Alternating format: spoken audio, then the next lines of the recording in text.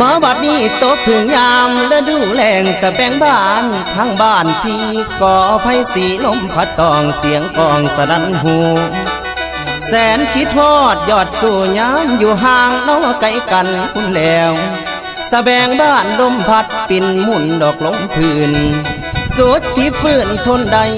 อกภายในหัวใจพี่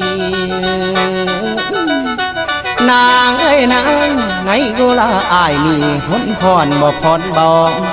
ข้านิ่งน้ำนองเจ้าเรื่องเก่าน้องข้างหลังคุณแล้วมันยังฝังในใจเสียจ้องจำเด้อจิตอายคำที่สายเคยเว้าไว้น้ำสาวเบิดทุกสิ่งคำคำให้คำความที่ยิ่งบอกนั้นยังจำมันแม่นบ่มาน้องว่าน้องฮัก